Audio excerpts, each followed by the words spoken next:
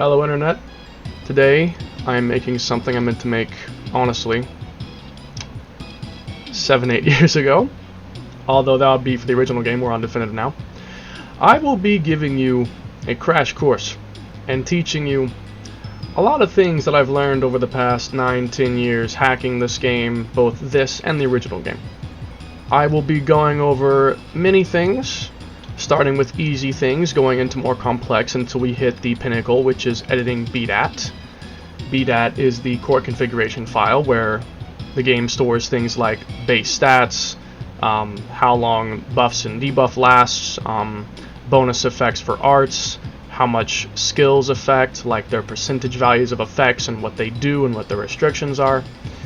And I will be teaching you how to modify a lot of things. Now, do keep in mind, I'm not teaching you every single thing that can be taught because, one, I don't know everything, and two, that would take a really long time. But I will be teaching you a lot of the things that I think most normal people who are not crazy would want to know. So, let's start it off. And also, before I forget, you will be expected to have a basic knowledge of how code works, like knowing what bytes are, what floats are, what strings are, and generally just a basic understanding of what something like FF means, which is 255, or 3C, which is 60. A basic understanding of hexadecimal, and a decent understanding with numbers, you know, like a basic understanding of how to work with numbers. As long as you have that, you should be fine. And one additional thing, because I forgot to say it initially, I'm definitely going to be editing this video a lot. You will need to have a hacked Switch and or a PC with access to the game on the PC, including an emulator, along with Cheat Engine being installed. Now, it is technically possible to hack your Switch, I think, off an Android phone and mod the game using only Edison, which is basically the Switch's version of Gecko in a way. But I find Edison very clunky to use because it is entirely based on the Switch. You have to search for memory and stuff on the Switch itself, and I do not like doing it this way. And additionally, there's a very well-functioning cheat table that already exists for the game on PC with emulator and Cheat Engine, which is what I'm going to be working with. Because if I want to teach you how to use Edison, well, it's just a lot more clunky. It's a lot clunkier. So what you'll want to do, if you don't have any of this, I'm not going to teach you how to do all of this because this would take forever. But what you'll need is a hack Switch to dump the game files to your computer and run it from there, or you can look on the internet for the XCI file and run that. And if it doesn't work, by the way, then go get this program called, I think it was called Jack64, something like that. It'll extract the XCI to an NSP file.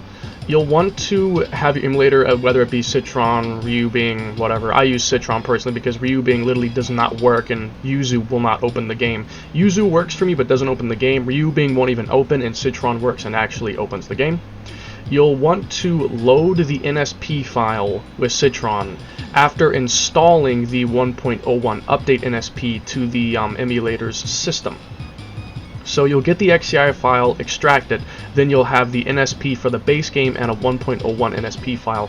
Install the 1.01 NSP file, but don't install the game. Simply open the game with the NSP file installed. Then from there, you'll use Cheat Engine to connect to it, and we can start getting to work. Now, let's get started. Let's get cooking! So first of all, I'm going to be on Citron. I have Citron here. If you want to get the game set up, I may make a second video detailing how to get everything up and running from 0 to being in the game and to working, controls set up and everything, graphics mods and packs turned on, which I don't have anything turned on right now because it runs poorly since I am using multiple CPU heavy things, OBS and the avatar tracking. But the point is, we'll have Citron here. Now we're going to have the Cheat Engine. I'm using 7.4, though I don't think the version matters. As long as it's like 7.0 or later, it doesn't matter too much. as long as it can open the table. Now, the link to this table I will have in the description.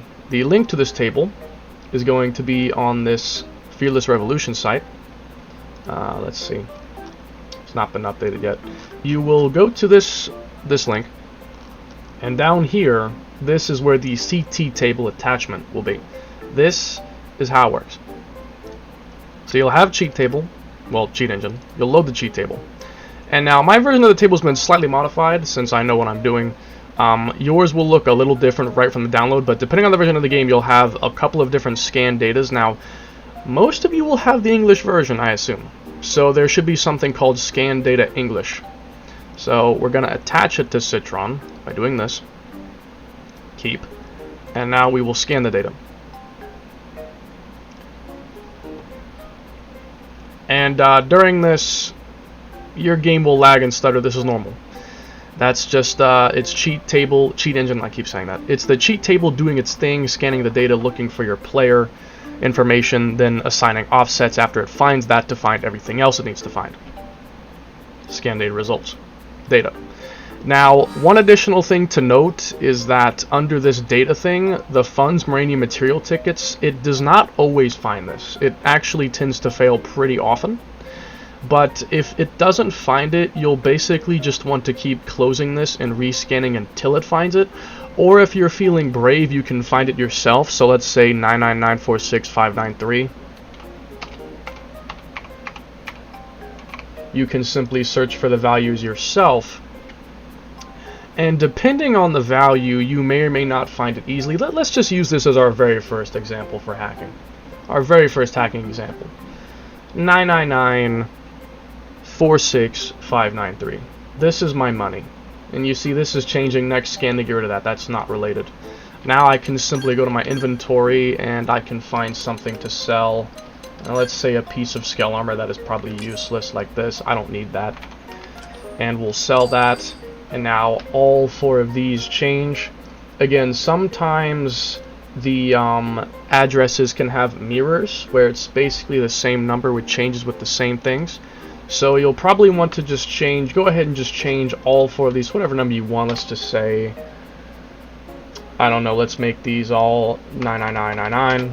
The cap is probably going to be 2146483647, I assume. I think that's what it is, and the money's been changed. And this works for Maranium tickets. Again, you'll search the number, do something to change it, to update it, next scan with the new number to narrow it down until it's realistically what the right thing is, and then you'll change it. That is if this does not work and you feel brave. If you do not feel brave, just keep rescanning data until it works. Now, for my actual first example, this is what most people will probably want to do, and that is to mod and hack their gear. My game's kind of too loud. So, as you can see here, I have a extremely overpowered build. This armor has basically all skell effects. It has maximum all drives, which by the way, the drives cap at 5. I've seen some people using more than 5, and I'm like, what are you doing? They cap at 5. You're wasting augment slots using more than 5. But I have all of this armor. And you may notice that it doesn't look right. This is just a weird glitch that happens when scanning, when applying like more than 4 augment pieces to armor. It tends to glitch out like this, but the effects are there. And I also have a Slopedum with a absolute ton of weapon attack power. I have a Rust with a boatload of range attack up and boost. This is my quick cannon build. Although the armor is for the skell, the weapons are for this quick cannon build I have, which will one-shot the vast majority of enemies in a single quick cannon out of overdrive. Like, you'll walk up, quick cannon, and they'll die. Keep shooting and don't let up. It's extremely good for farming on-foot enemies. Now, let's go ahead and lose all of this for a second. Let's lose everything here for a moment.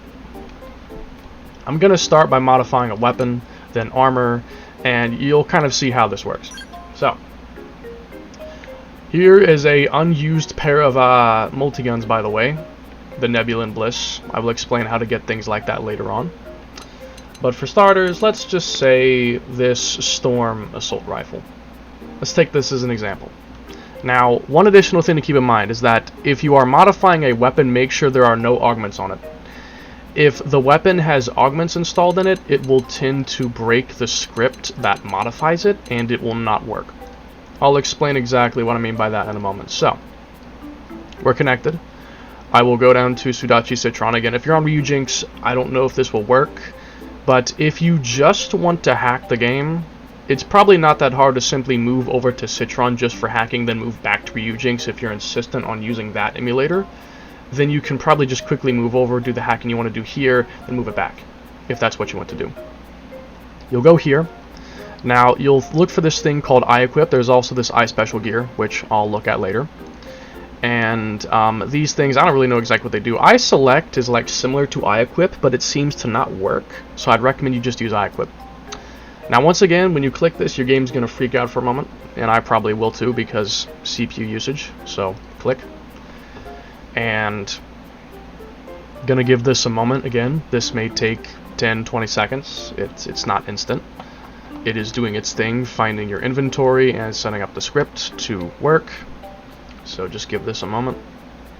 Once it finishes, you will see that it has found eye equip results. Now, you'll go down to either ground or skell gear. We're doing ground gear first. We're doing this methodically, starting off with ground gear. So here we are. You'll see a bunch of question marks. Scroll up and down. This is going to update it. Now you can see the various effects. So, from here, you are free to either give yourself extremely overpowered busted gear. That makes no sense, like physical res down on a weapon. I don't think a single weapon in the entire game drops that, except maybe a shield. A shield could maybe drop that. Go ahead and give yourself fucking terrain damage reducer on a weapon. You know, like, whatever you want. You can do whatever you want. This cheat table has a list of augments built in. Now, some might be missing, and if that's the case, you'll want to look at the gear ID text file that I'm going to include as a download with the video in the description, and or the bdat if that doesn't have it either, since I sometimes had to look at the bdat configuration, and the bdat is a online site. For instance, this right here is the bdat website. Now, again, keep in mind, this is not 100% accurate. This is the bdat for the original X. Some things have changed, but for the most part, this is a pretty good resource. Pretty good thing to have. So, like, for instance, this right here, this is the list of literally all skell armor, including the traits that they can have, for the entire game. Every single piece of skell armor is here. Like, these are the default traits, the name, the ID code, the type of armor, like the slot it uses, who made it, the maker of the level, the rarity, what level you have to be to equip it, the appendage HP, the defense values, their resistances, prices that they sell for. Basically, anything you want to know, it is probably inside the bdat website. It is probably going to be in this bdat website. But we're not messing with that yet. For now, we're going to keep things simple because things can get pretty complex and hectic here. So, I'm going to go ahead and just make whatever I want, you know. I'm going to just make myself a rifle that gives me stupidly high HP. And here you go. Now this rifle's going to give me like 6,000 HP bonus. Now the interesting thing to know is that for whatever reason, I have no idea why, you now have access to 3 more augment effects. In the original game, the most you could have on anything was 6. For some reason, you can now have up to 9 on both armor and weapons. And for us hackers, the ability to have 3 more augment slots is groundbreaking. Because across all the armor, that's like, I think, 15 more slots. Yeah, because 3, 6, 9, 12, 15. And then you have another 6, which makes it 21? 21 more augment slots? Like 21 more augment effects? you can, there's a lot you can do with these additional augment slots, but that's a little bit of nifty trivia, is that you now have access to up to 9 augment slots. Now again, keep in mind, the augments, when you put an augment in through the cheat table, it is not a real augment. Now this is both good and bad, because it's good because this game has a 999 augment cap. If we look in our inventory, and I'm close to it by the way, 999 augments. Now, to anyone who is planning to min-max to the maximum, like making absolutely busted meta builds for every single party member and for dozens of skells, you are going to hit this cap. You will hit this cap. I can basically guarantee that you will hit this cap if you want to outfit like 20-30 skells to the maximum and all your party members. You will hit this cap. You will. But the good news is that by using this, we can put augments into our gear that do not actually take up augment space, meaning that we can outfit as many things as we want, and this cap is a non-issue. Now, the only bad news about this is that if you want to modify the setup, you will have to use hacks again, because if I take off this augment, it's just gone. Like, that HP augment, it's gone. It's not going to be in my list, it's just gone. It's technically a phantom augment. But the other good news is that, unlike regular augments, for instance, so take a look at this. Remember when I talked about how putting augments can mess it up? So see this? See how this says HP and the code? If I go ahead and put an actual augment in here, you will now see that all this is broken. Like, these are basically all random numbers. The code for the name, the actual item code itself has been changed. Nothing makes sense. So this is why you need to not have augments in there, because it breaks the script. I don't know exactly how or why it breaks it, but it breaks it. But again, if you want to fully outfit everything, you will need to do this, because otherwise you are going to hit the cap. Promise you, you will. You will definitely hit it if you want to outfit everything. Now, in the original game, this was a non-issue, because if you put augments into a weapon, it would take the augment out of the inventory, which would free up more space for new ones. But because of the new inventory system, where you can basically change whatever you want, whether it's on something or not, and it's always in the inventory, it is now a problem, because you will hit the inventory limit.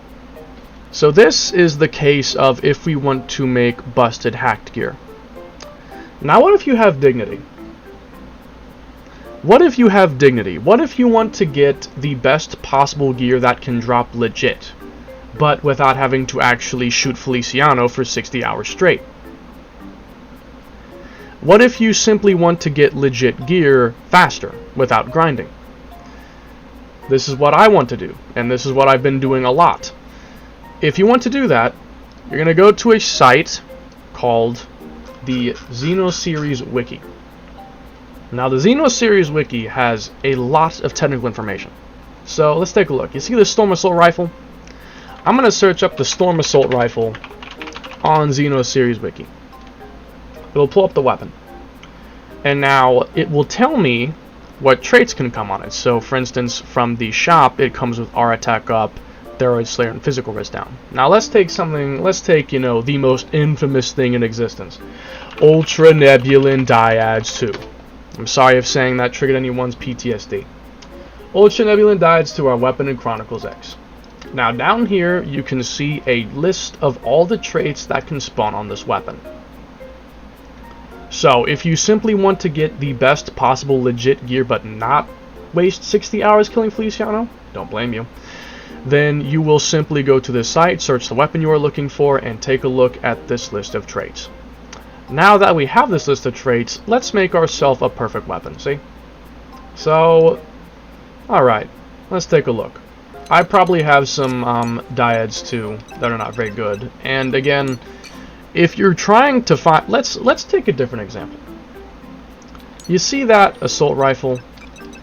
Now, imagine that I want a perfect Ultra Nebulin rifle. Like let's go to the assault rifle main page, the main assault rifle page. Let's say I want a perfect assault rifle 2 series. The best one I can buy from the shop is the Delta Assault Rifle 2. But what if I want the Ultra Nebulan Assault Rifle too? Like the best one. Well, here's what we're going to do. We are going to go to the shop and buy the best possible Assault Rifle 2 that we can get. We're going to buy one of those. Now what we're going to do is we're going to go into our inventory. Not the inventory, but the one in here. Recently acquired Delta Assault Rifle 2. Back to iEquip.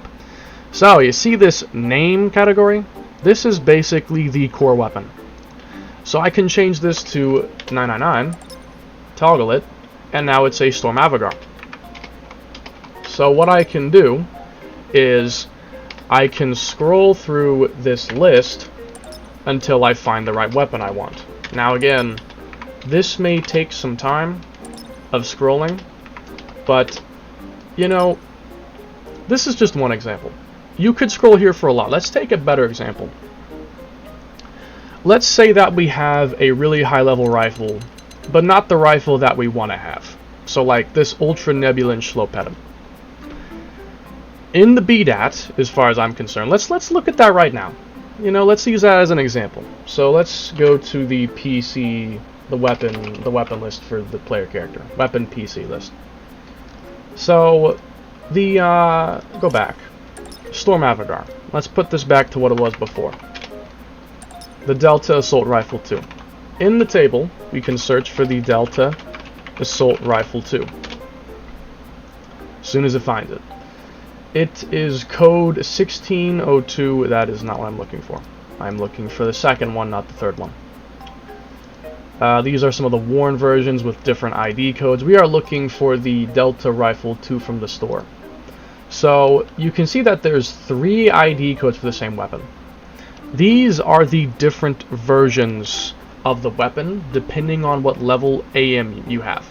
So for instance, the first one is the lowest level AM, which only has 1 trait. Then the higher level one with 2 traits, and the max one with 3 traits.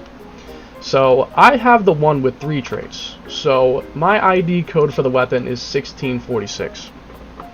I'm going to try something, and this doesn't always work. So again, this is what I talk about with numbers. So the code for our weapon is the Delta Assault Rifle. 50,798. Here's what we're going to do. Take 50,798 and subtract the ID code, which in this case will be 1646. Our offset number is 49,152. Now we're going to look for, what is it? The Ultra Nebulan Assault Rifle 2. We're going to look for the Ultra Nebulan Assault Rifle 2, which it looks like it is ID code 1836. That appears to be the case. Now we're going to add that ID code to our offset number, 1836. Our answer is 50,988. Let's see if I'm right. That's not what I'm looking for. 50,988. And I have found the Ultra Nebulan Assault Rifle 2. Now again, I have done this many times, and it does not work for everything. I did it with skell armor and it worked, and I just did it for the first time now. I wasn't fully expecting it to work. I was taking a risk there. And it worked. Now, doing this, again, does not always work. I'm not sure why, because I tried the exact same method with some armor pieces, and it did not work. Like, I'll do it again real quick for I'm going to show what I mean. Let's say Ultra Infinite Goggles. I'm going to go to the bdat website for the player character, the PC armor list. So Ultra Infinite Goggles, alright? We're going to search for Ultra Infinite Goggles, and let's say I want to make this into a bunny band. Again, these are the bdats for the original game. They are not the exact same here because the Definitive Edition has had its core code changed. Like, the way that some of the code works, it has been changed. And especially that now that we have new armor and stuff, it's completely possible that some of these codes have been altered because they modified the armor system because they added new armor. So it could be part of the reason why not all these codes work. So the Ultra Infinite Goggles is 2610, and our code here is 10,802. So we're going to take 10,802 and subtract 2610, Our offset number is 8192. Now let's go look for the bunny band. I forgot if it was one word or 2 words. Is it 1 or 2 words? It might have been 1. It might have been 2 words. Here we go. Well, that's bunny ears, not the... Here we go. Red bunny band. Or white one. Well, let's red one. Do the red one. We're going to add 3406 to our offset. 11,598. Now, for instance, it should work. In this case, it did. I do not know exactly why it does not always work, but I recently tried to change a left arm into the bunny link, and that didn't work, but this did. So, again, at worst, you may have to grind for the armor you're looking for, or spend the money materials to make it legit if this trick does not work, because it usually works, but I've had instances where it sometimes didn't. And another thing is that I'd recommend, do not... So, take for instance, Ultra Regal goggles. Let's say I want the Ultra Regal left arm. Don't just move the number 1 ahead, because I tried doing this before. I got an Ultra Infinite break, but I was looking for the Ultra Infinite Ward, which is the same armor set. I moved it 1 number ahead, and that did not do it. The actual other thing... There's like a pattern to this. So I'll show you an example. We're going to go back to hexadecimal view here. So take a look. Let's find something. Ultra Regal goggles 2A2D. Now let's look for the Ultra Regal bodywear 4A2E. And now for the arm.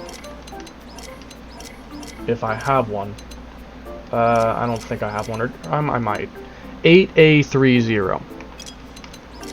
So, how this works is basically the game will add 2 to the first and 1 to the last. So, this is the Ultra Infinite Yimsul. If I wanted, like, the Ultra Infinite Yi, which I think is the same helmet, I'd probably change this to something like 2A and then A, B, C, D, E, F, E. This is how you find the next piece of armor within the same set. That's how I've always found it. Again, you can always try using the bdat and simply subtract the ID and add the one you want from the offset number. Because if I were to go back to decimal and I simply scroll through the different categories, you can see that there are massive number changes.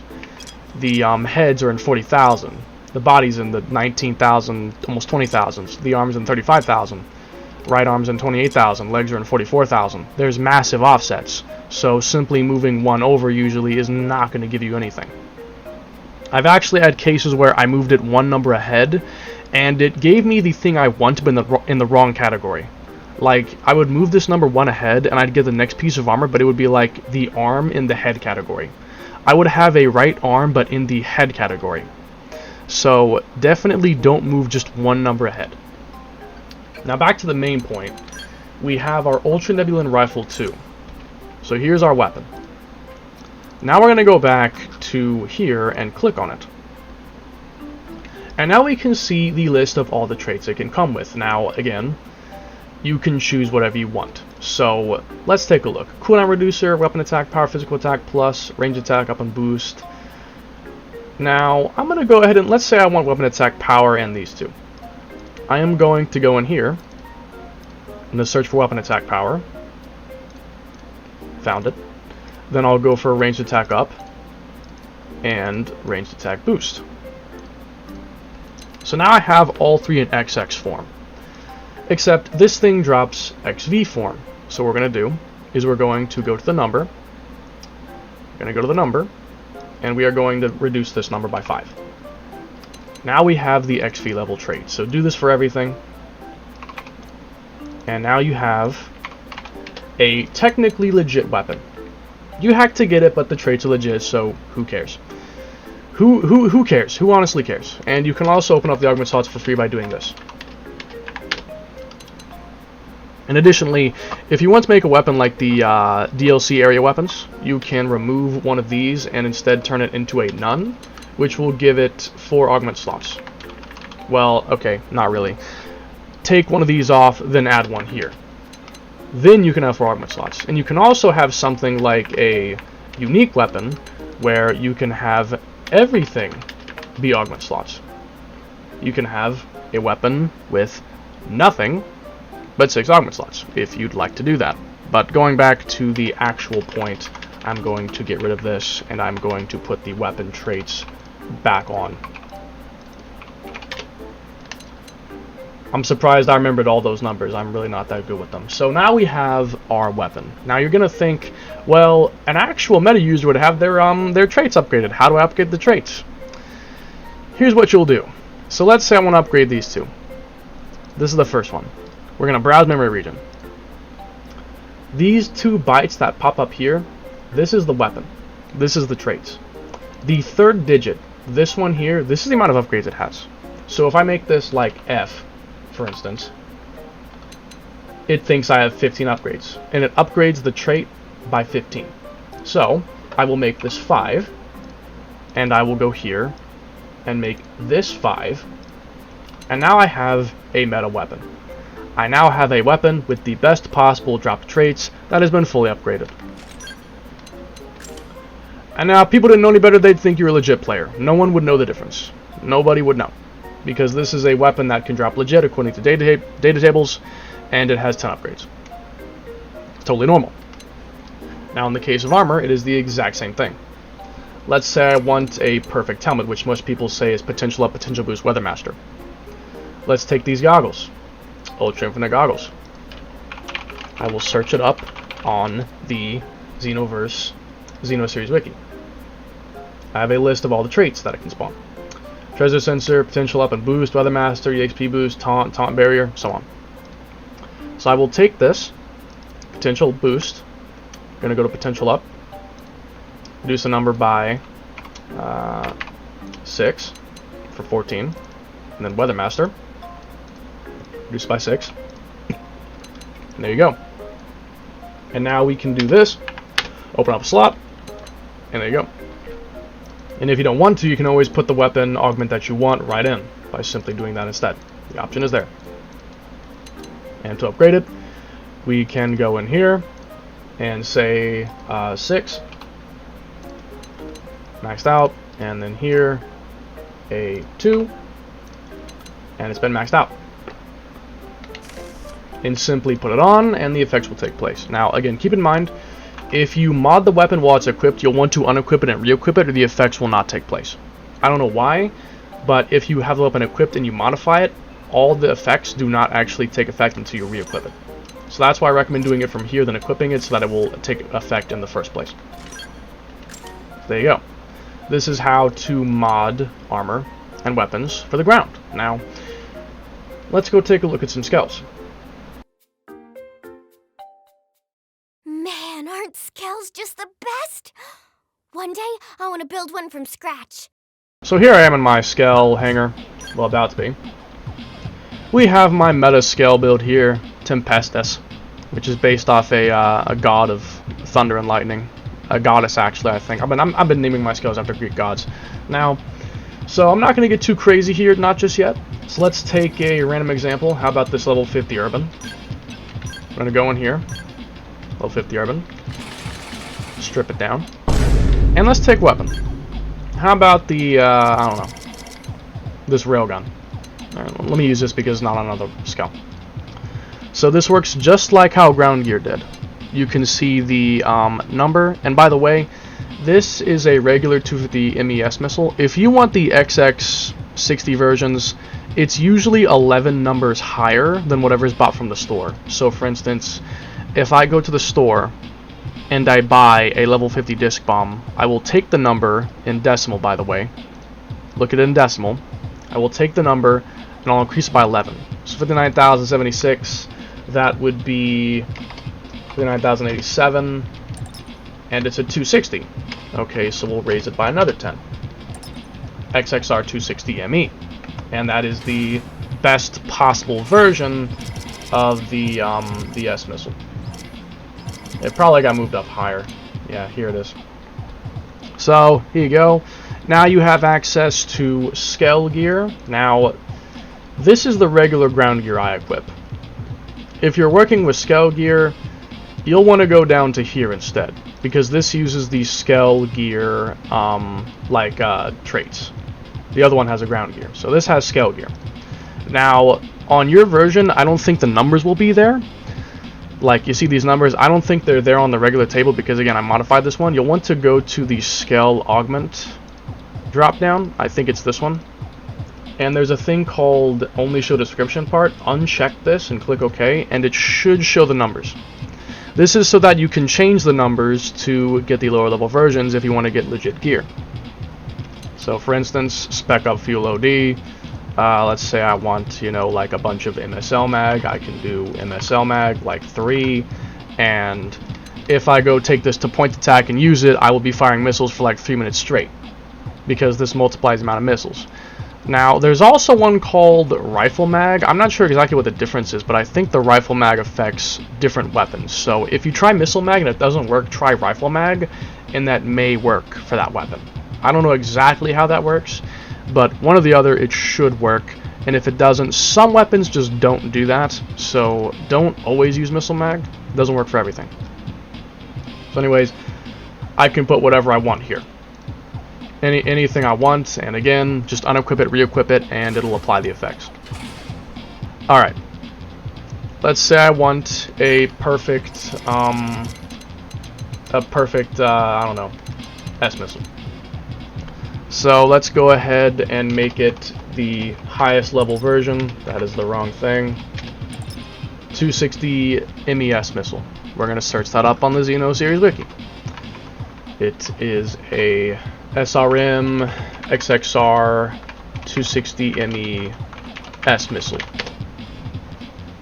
Now you have all the traits. Now, this is the important thing to keep in mind. As far as I know, traits cannot stack. So you can't have both R attack 12 and R attack 11. You can have one or the other, but you cannot have both. You can have something like R attack 12 with potential up 11. Like, you can have silver and gold tables cross over into the same weapon, but you can't have the exact same trait twice. I've never seen it on any weapon that I had drop legit. So I could have something like boost R attack, spec up R attack, because this is the spec up version, not the boost. It can't be 2 boosts. But I could have this, this, and this if I want. And so I can go in here. This is kind of repetitive, I know. I can go in here, boost R attack, and I reduce the number by 8 to make it 12. That is not how numbers work. And I have boost R attack 12. And once again, I can go in here and do the upgrade thing by putting 5. And I have a fully upgraded S-missile. Now, again, there is a glitch where you can duplicate the skell weapon, like the super weapon. I'll show you right now. I have it on one of my skells here. I forgot which one it was. I think it was my formula. Yeah, Dolus. I believe this one has, yeah, this one has 2 animated rounds. Now, I don't know exactly how the glitch works, but you'll go to unequipped weapons, upgrade a trait, and then you can basically max out the traits, upgrading it from there, but then go back to it on the equipped skell. So you go to the equipped weapons menu, and in fact, I'll just show you. At the aim terminal here, upgrade traits, equip skell gear.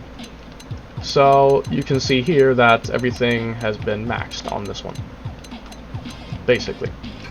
So what you would do is you would go to skell weapons. You would find the weapon you want. You'd upgrade it to max, or even just by a little bit. I don't think it has to be maxed out. You'd upgrade it. Then you'd back out, go to equip skell gear, and go to the weapon from this menu, and you could upgrade it again. So this technically means that basically any weapon, as far as I know, I think this works for everything. Any weapon can have double the upgrade slots. So keep this in mind. This is technically not hacking because it's an actual glitch that anybody can do. You can do this on unmodified hardware.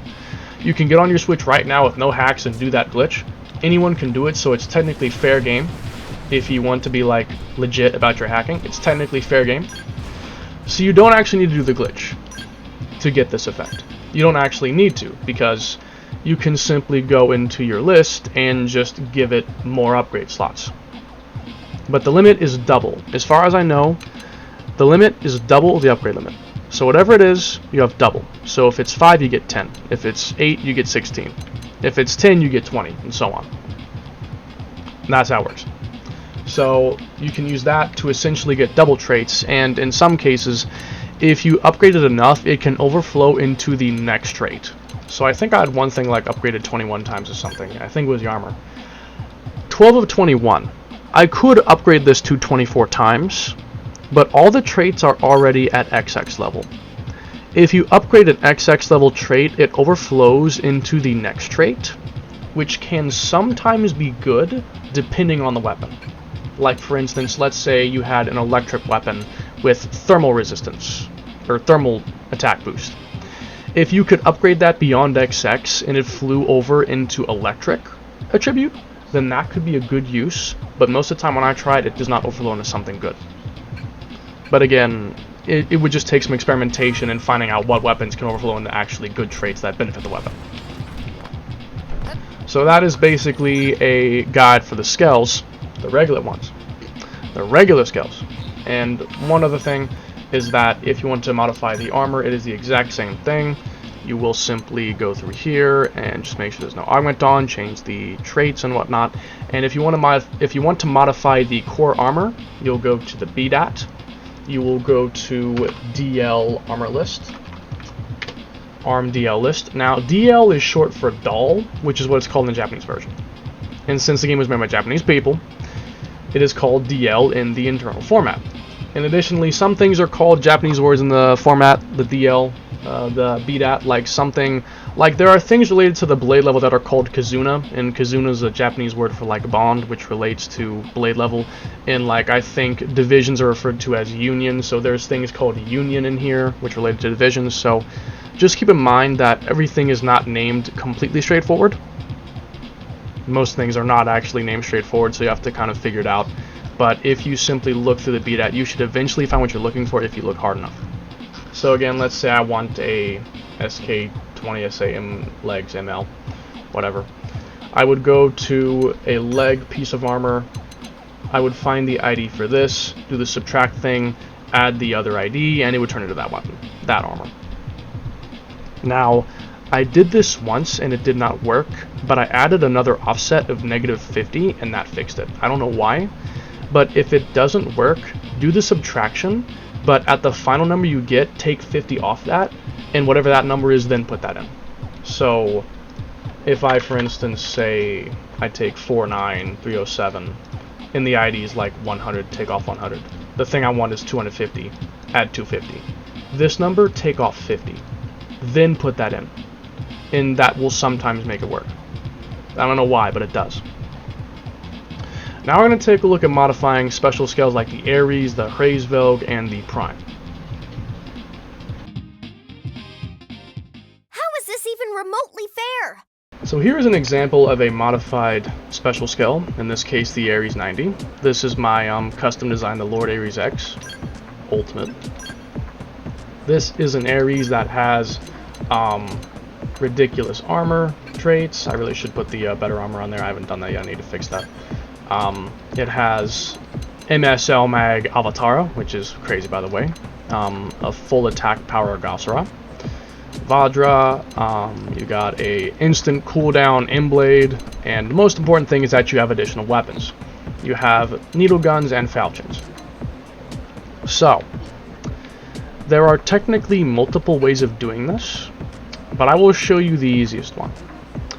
The easiest way to modify a special skill, to add weapons anyway, the traits I'll get to in a minute, but to add weapons, you'll want to change the skill ID. This is going to sound a little crazy, but hear me out. What you're going to have to do is you're going to have to find the skill in memory. To do this, simply search, go to string search, and search the name of the skill. So let's say Lord Ares X Ultimate. And by the way, definitely rename the skill if you're looking for this. If you have the skill named by default, it's probably going to find a lot of text that's not related to the actual skill. So give the skill some kind of crazy name so that it definitely will find it when you search for it. This will once again take a bit of time to find, so just wait, and you'll probably find a lot of results, but I'll show you how to narrow this down and to find the right one. So once the scan has finished, you'll probably see a lot of things. What I would do is I would back out of the menu, and I would just open up a couple of menus. This will tend to flush the text, and you'll have a lot of results like this. Now, next scan. This is what the actual scale data is most likely. Now check and take a look. So this is the first result, and it does not really look like it. If you ever see anything like this, then it's not it. So this is definitely not the right one. Check the next one. Now this one has a bunch of code that looks like the scale. You see all these FFs and numbers.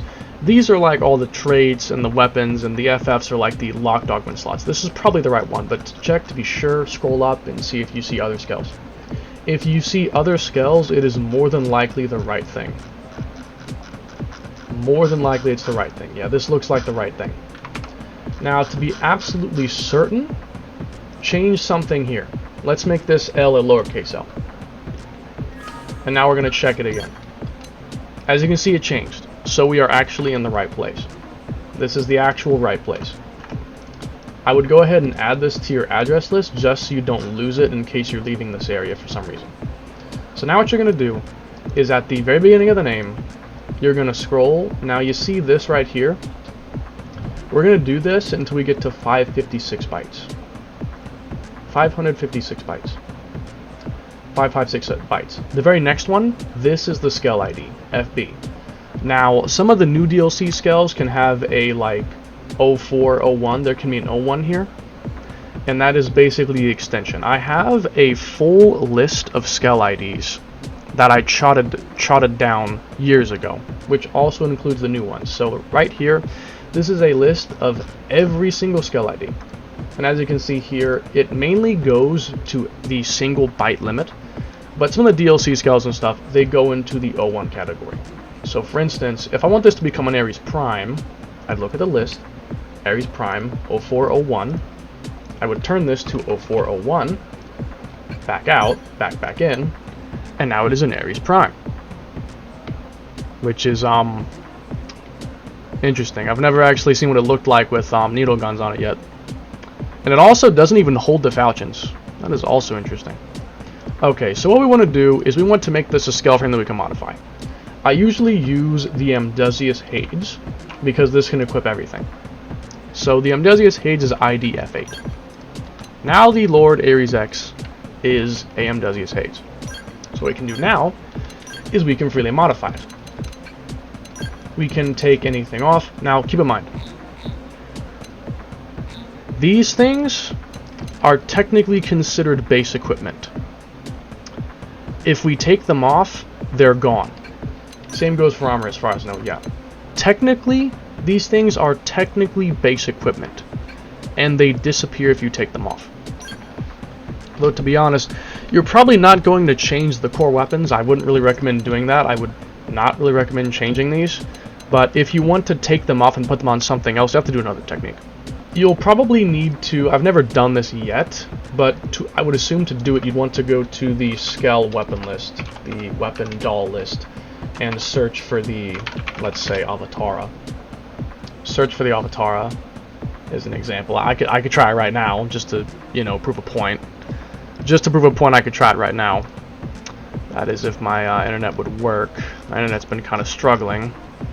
And I keep losing my camera that's tracking my Pyra. But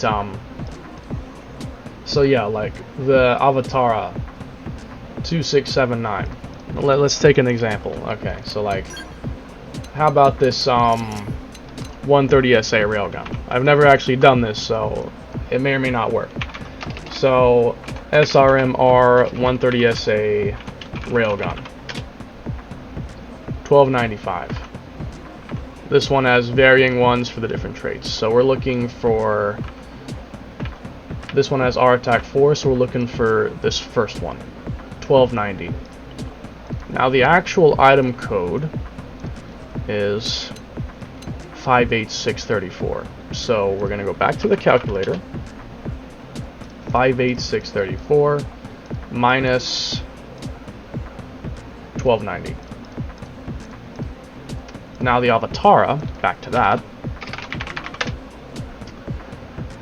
it is 2679.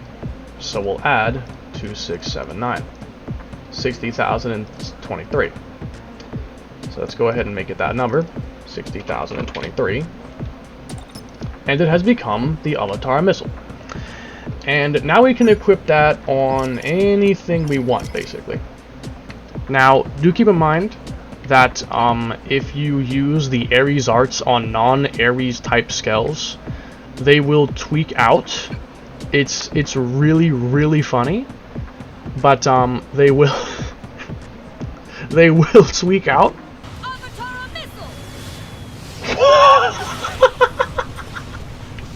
It's different. It didn't do that. That's new. No escape.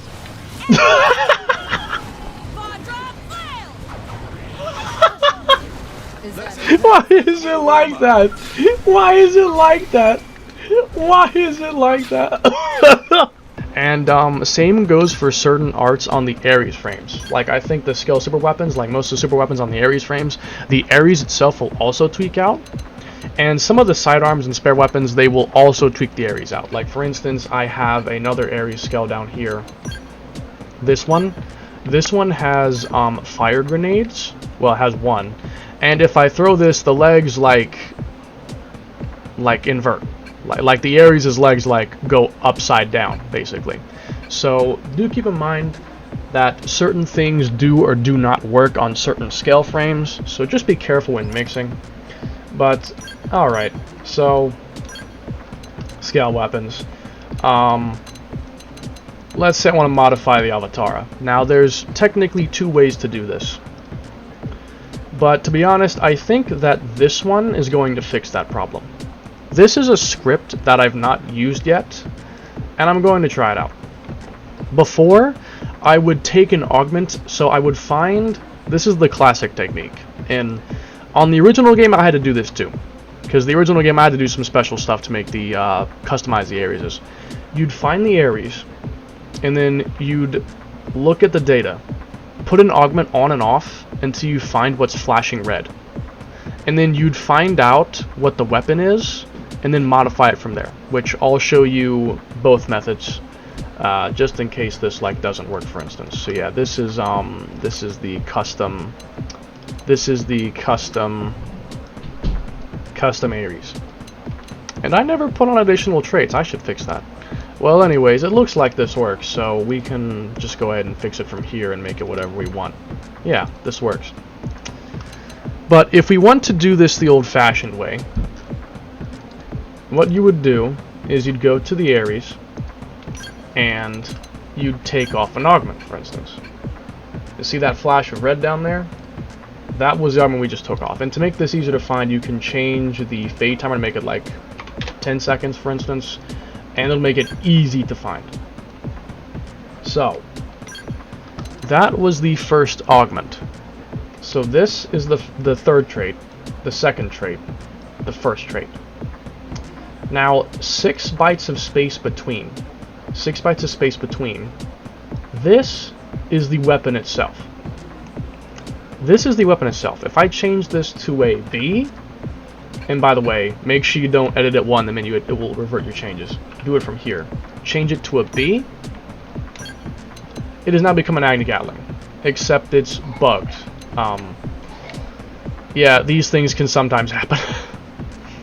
Sometimes these things happen. So, now, whenever you've finished applying all these changes, go ahead and back out completely. And by the way, 255 scale insurance, to find the scale insurance number, you'll just want to lose an insurance point while looking around the very bottom. It's somewhere around the very bottom. I think it's, yeah, it's like, I think it's this number right here. I'm going to check if that's right, actually. Yeah, that's the number, which is, so the number for scale insurance is, let's take a look real quick. The number for scale insurance is 10,016 bytes from the start. So just do that, and the next number is the scale insurance. So in case you run out or something, you can give yourself more insurance here. So now we're going to go back and change it from, and again, you can always add the ID to the list to make it easier. We're going to go ahead and change this back to the Aries 90. So I'm going to, I believe it was FB. I am going to change this back to FB. Back out. And it's now an Aries 90 again. So basically all you do is you find the ID, change it to something else, modify what you want to modify, then turn it back into an Aries. Now you can technically slot the pieces of equipment right into the skell without changing the ID, but changing the ID is just easier. There's not really any advantage to simply putting the skell, like the code for the weapons, directly into the skell. I would simply just change the ID and put the augments, the weapons in like a normal skell, then change it back to an Aries. Now for the Hraesvelg and Aries Prime, it is the exact same workflow. You'll change it to a regular skell, make the changes you want to make, and then you're done. Well, after you put it back, then you're done. So it's as simple as that. So that is how to modify skell weapons. And one additional thing that you can do is you can also modify the art palette, and you can technically duplicate arts. So let's take this Tempestus as an example. Well, actually no. I probably shouldn't. I'd have to find that. We already found the Aries. So right around the bottom of the list is the art palette. So to find out what the arts are, I'll want to make some room here to actually see what I'm doing. You can go ahead and change an art on the art palette. Let's say this for an example. Back out. And you'll see that it changes. So 05 and 03. So let's say I want to have 2 Avatar missiles. Change 05 to 03. And now I have 2. Now the interesting thing about this is that duplicate arts, when you use one, the other one doesn't go on cooldown too. It technically acts as if it was 2 different Avatar missiles. But an interesting tidbit that I noticed was that when I had double arts on the Tempestus, one of them shot something and the other did nothing.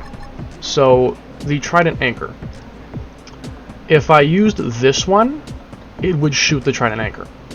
If I had a duplicate and I shot this one, it would fire, but nothing would come out and it would do no damage. So I'm assuming that this works on weapons that are technically shooting projectiles, because I used it with, I think, the Zenith Cannon. No, the antimatter round. The antimatter round worked. That one shot, whether it was a left one or the right one. But I'm not exactly sure why, because both the Trident Anchor and antimatter round have a hits, which is basically saying that this shoots a bullet and not just straight up damage with an effect. Because some weapons shoot actual bullets, which can be multiplied, and some shoot a damage, like some just do damage but they have an effect that makes it look like they're shooting something. But they're not actually shooting a projectile, it's just a straight up damage number with an effect added on. Because if you try to multiply the Zenith Cannon will only hit one time. Even if you give it MSL mag, it only hits one time. The antimatter round and Trident Anchor, though, they hit multiple times. So does Mega Flame Bullet, and I think some other ones do as well.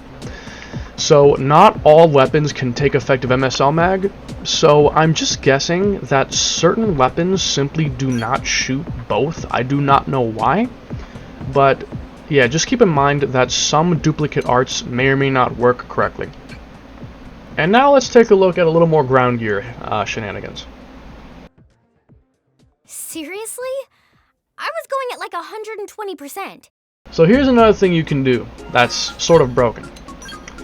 We can duplicate our arts. This is actually what I used to do on my old Emesis, anti-Nemesis build. I had a level 0 Elma that had 3 Hellfires. So that way I could go from one to the next and always have tertiary cooldown. I would use the first one at tertiary, the second one, then the third one. And by the time the third one was done, the first one would be back at max cooldown. So you could basically use tertiary non-stop because you have multiple arts. Now to do this, we will go to our character data. We'll go to our character data. Let's scroll down a bit. So let's move my quick cannon over. Nothing yet. It must be further down. Do it again. And now you can see it changed. So, as you can see, the arts are a 2-byte number.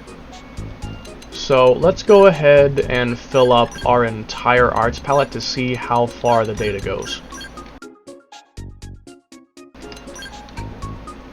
So this is a full arts palette. All this right here, this is your arts palette. 1, 2, 3, 4, 5, 6, 7, 8. So now I'm going to go ahead and take off everything except the art I want. And now that we've freed up all our art spaces, we can copy the art we want, which is a 2-byte, and we'll paste it over and over as many times as we want. When we exit, when we enter our art menu, you won't see anything yet, and it'll revert it. This is the second step to making changes like this, and this goes for a lot of things, by the way. A lot of things can do this. Once you make the change, don't open the menu yet.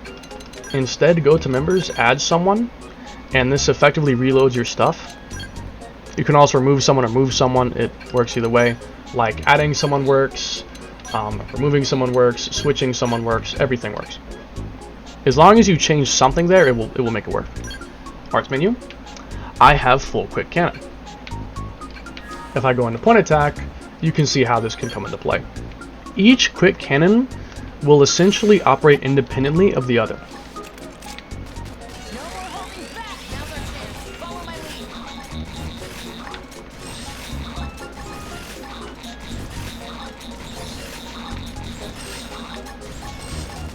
And they all have their tertiary cooldowns, so you can use this to constantly hit tertiary because you have multiple, and you can cycle between them to essentially hit tertiary every single time. And that is how I could do ridiculous damage against Nemesis back in 2017. That was the method. So that was with arts. Now how about with skills? It is the exact same process. We will look around, and I think it's even around the same area. So, boosted bullets. Now, before I do this, keep this in mind. Core Crusher is a special skill. Core Crusher will modify the damage cap. Normal players can only have one Core Crusher, but you can stack skills. As far as I know, I don't know if all of them do this, but you can equip the same skill twice in the effect stats. This effect also extends to the Core Crusher damage cap modifier, however it exactly works. With Core Crusher, the damage cap can be 9999984 with 1. If you add more Core Crushers, you can make this as much as 339 million. The regular cap is 99,084,000. With multiple Core Crushers, it's something like 339 million. The issue with this is that if you actually use 5 Core Crushers and you go for the damage cap, like if you make a build powerful enough to hit that damage cap, you will plaster yourself on top of heavy hitter leaderboard. And as well as the weapon manufacturer leaderboard for whatever weapon you're using. So for instance, if I use a Bewitched Glaive, I would be sent to the top of heavy hitter and 6 stars maximum damage. Now you can avoid this. What you need to do is when you make your crazy build, save the game before you use it.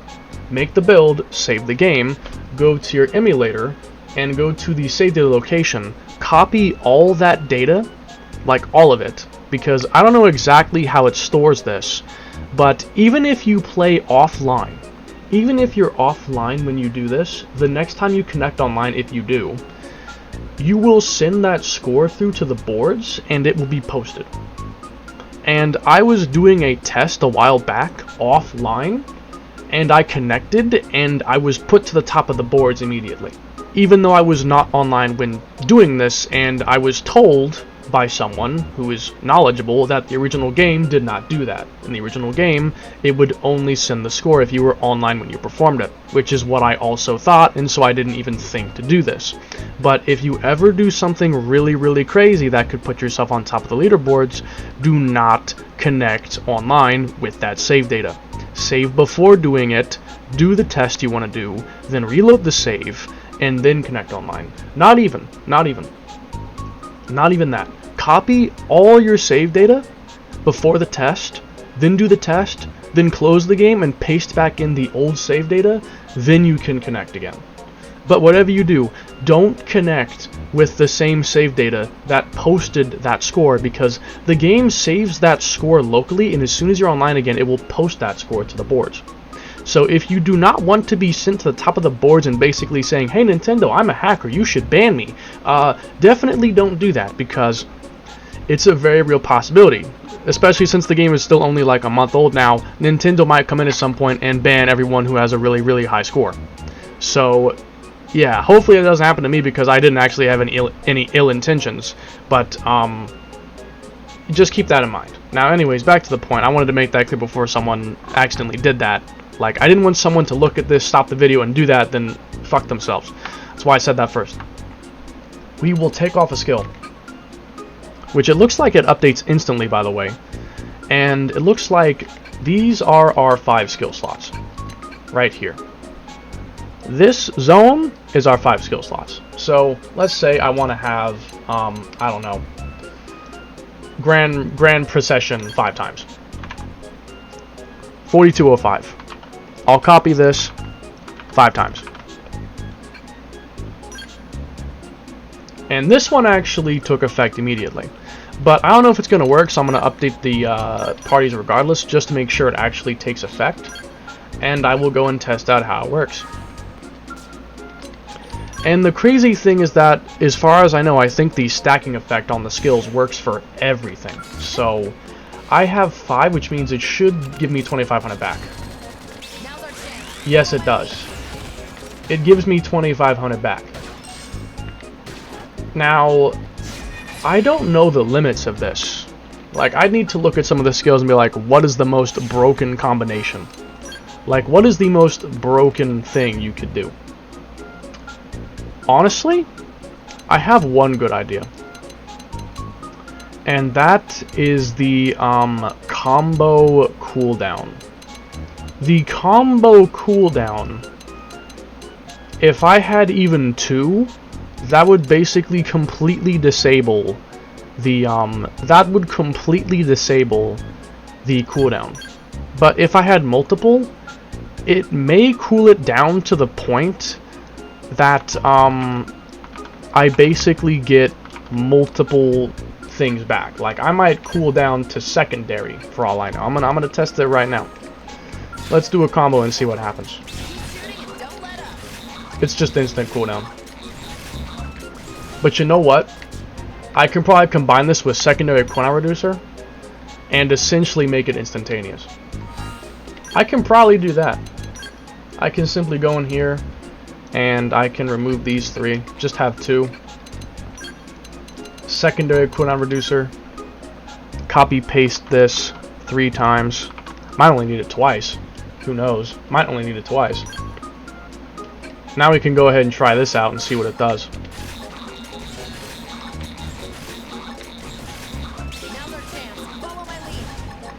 Huh. This is interesting. I'm having no cooldown reduction at all. It looks like...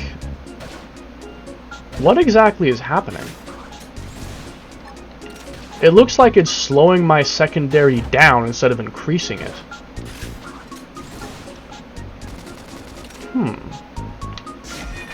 Let's try only 2. Maybe it caps at 100 and it's reducing it to make it go at half speed. Because it might be doing like, let's say, it's doing like 50 reduction, 100% reduction, but it overflows and it does a 50% increase in speed. Or decrease, and makes it go slower. How about just 2? Now it's instant. It's literally instant. Look at this. Oh, that's amazing. Oh, I gotta make a build that uses 2 cooldown reducers. Oh my god. Oh, that's amazing. Oh, that's amazing. Okay. Sorry, I got a little excited. I got a little excited there. Oh, that'll be fun. Okay, so yeah, it seems like it seems as if basically every skill will stack upon itself. But keep in mind that this can have negative effects if pushed too far. But if I look at all the skills, like, I mean, I don't know. Yeah, you could probably make something stupid broken, like, I don't know, 500% damage increase at nighttime. You could have, like, 50-something count from activating overdrive. I wonder if this would increase the chances of... I wonder if that would stack to increase the chance of it inflicting it. This one could probably make your range attacks go really, really far. This would make your potential become double because you'd have 100% boost. And then obviously Core Crusher is going to give you ridiculous damage. Sleeping enemies by like 700 something %. This would probably do nothing. Or it might overflow and make issues. It's very possible. This would have them sleeping for minutes. Oh man, long topple would last so long if you stacked it. If you stacked long... Ooh. Stacking Synchrony could be interesting. As well as Stellar Entry. You could get like 8,000 from one overdrive use with Stellar Entry. That is ludicrous. I gotta try messing with skill stacking later more. That would be a fun time. Okay. Another thing, speaking of classes, you can edit other party members' classes. So like for instance, if I want to have let's do a segue into the next thing I want to do. Let's segue into that. Pretend that I want to give Lynn a longsword. What if I want to give Lynn a longsword? Okay, let's move out. I know it sounds crazy, but hear me out. Here's what we can do. We're gonna go to our data, and now this is something I struggled with once, so keep this in mind. Let's change our class. You can see a bunch of numbers change, mainly this one. That one I believe is the actual class number. This first one you see, this is a lie. If you change this, it doesn't do shit. The actual one I believe is much lower. Yes, I believe it's this number. This number, I think, is the actual class. This is what the actual class number is. So this is, let's take a look. This is 752 bytes from the start. So, let's find out the class I want first of all.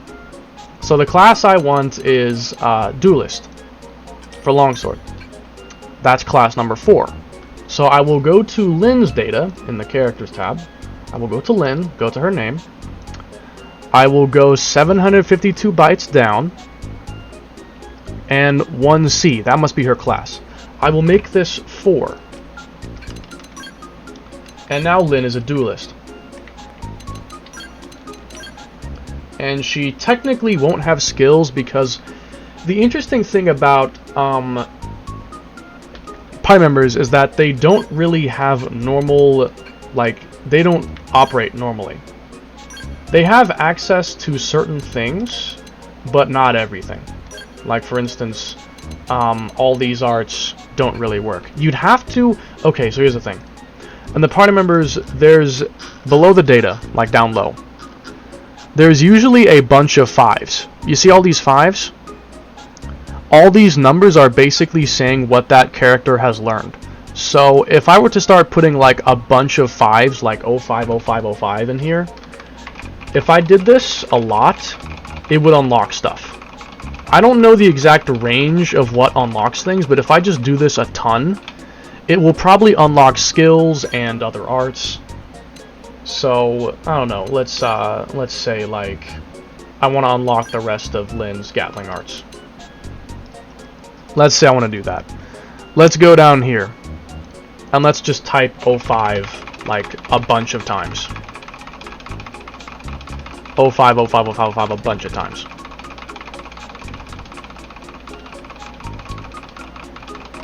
Again, I don't know exactly how far this goes, like for how long, but this whole area is basically all the arts that have been learned. So if I do a bunch of 05s, and by the way, the 05 is basically the arts level. So if I make it like 03 to be level 3, that's how that works. 0 is unlearned, 01 is 1, 02 is level 2, and so on. So let's say that. Now if I go in and out, I have learned all the new arts. So now keep in mind that this character is not supposed to have these arts. So if I go using Mindstorm with Lyn, she's probably not going to have any dialogue for that. More than likely she's not going to, and I'll just go ahead and demonstrate that real quick now. Yeah, Lyn doesn't say anything. That's because they don't have dialogue recorded because, well, they never use that art, so why would they have dialogue for it? Now anyways, since I'm duelist, I should be able to equip a, yes, I can equip an assault rifle and a longsword. So now Lyn is a meta build user. Yay. Well, not really. I mean, meta build is more like, you know, it's more like, you know, something like longsword dual guns, but, if you want to see Lyn use Hercules Blow, be my guest. I really enjoy that. And speaking of characters not using stuff that they, you know, using stuff they shouldn't be using, you can see that my character is Liesel. My player character is Liesel, has a ponytail, custom ponytail, a silver one, and has her voice, as well as all her dialogue and stuff. I'm going to show you how to do that next. I'm just getting started. Alright. So go ahead and remove Lyn, put Liesel. And now what I can do here is I will go to the table, go back to the table, and I can go to my character's appearance.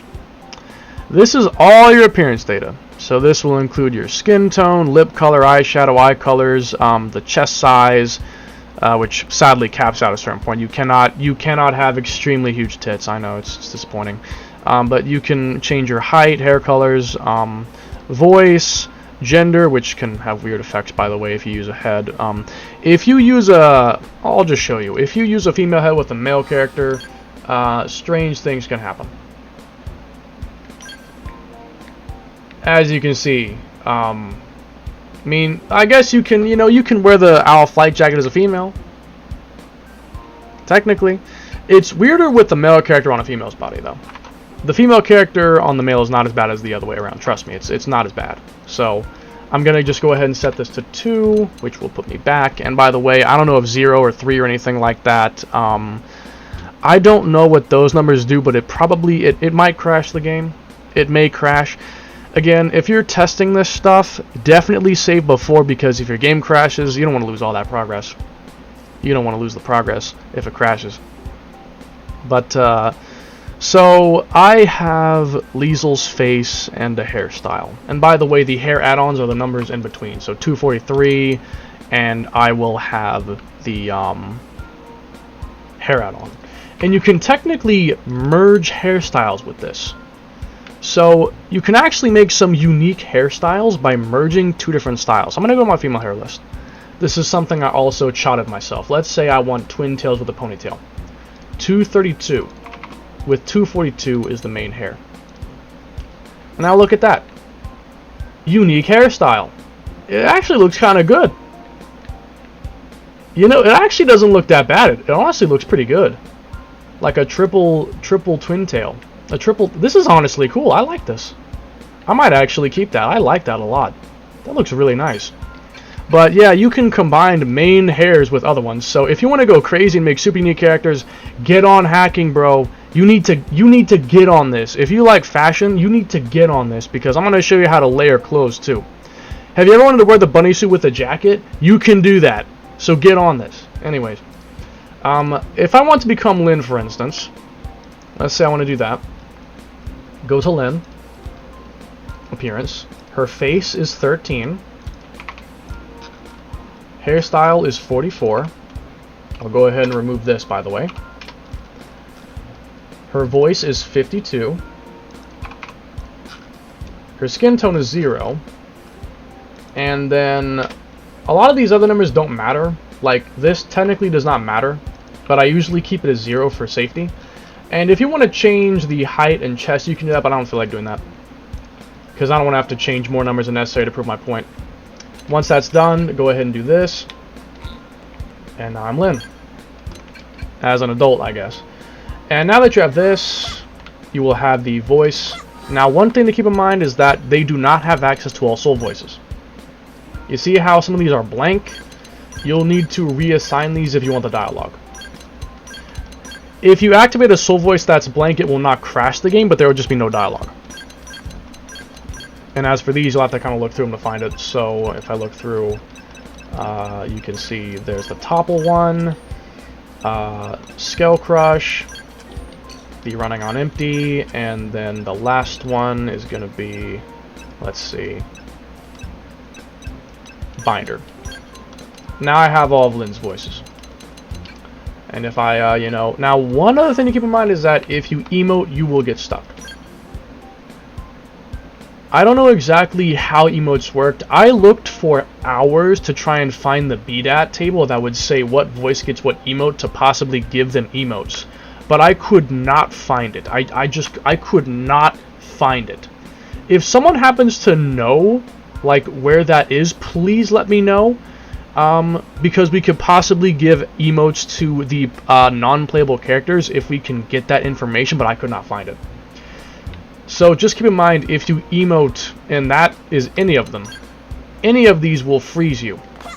You can't jump, you cannot move, you can change weapons, but you cannot do anything. To get out of this, simply do a members change. You can also fast travel too, but don't do it in combat or something because you'll get stuck. Although I think targeting may allow you to exit the, I think if you target it might break you free, I don't know. I'd have to test that. I can test it real quick now. Okay, yeah, if you target and draw a weapon, it does break you free. But if you're ever in a place where you can't fast travel, then don't do that, because you might get yourself stuck. Just keep that in mind. And this method works for anyone you want, so, and if for extra immersion, you can also change the name. Now, changing the name might cause glitches. I don't know, because the name is not meant to be changed. The character's name is not supposed to be changed, but so far I've had no issues. But again, I would recommend for your safety, just because of potential ban risks, I'd recommend that if you change your name, don't connect online with a different name, because it'll probably update your name online, and since you're not supposed to do that, it's technically a red flag. So I'd recommend not changing your name if you're going online. You can, and I might do it myself just to test the waters, but it is a potential ban risk. It could be a ban risk, I'm not sure, but just keep that in mind. Additionally, I've said keep that in mind like 10 times now, but I need to reiterate things. So again, if I want to become like a Jarg, it's the same strategy. Just copy all the data and you become that character. Alright, so how about layering fashion gear? So let's go to my data. I'll do my, well, I probably should change my character before I do this for the sake of being called a pedophile. I will go ahead and change into, let's say, Elma. So Elma is 11 and 40. 11, 40, and her voice is 51. And I'll also change my name to Elma.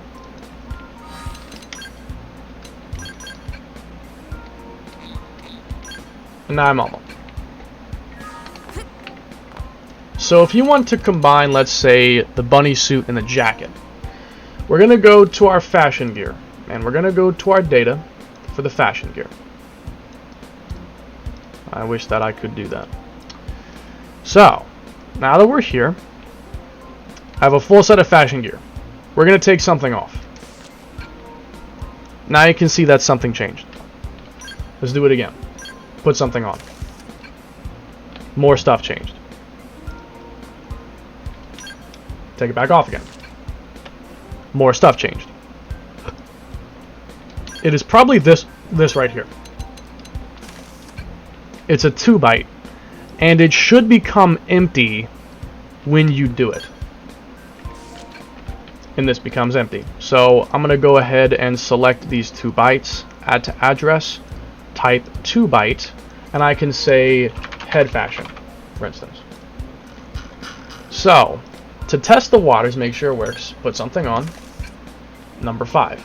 Note that number. Now we'll take it off. Now I'll put 5, and we'll check our status. And now it is the headset. So this is definitely the right one. Now we'll repeat this process until we have found every single thing of fashion gear.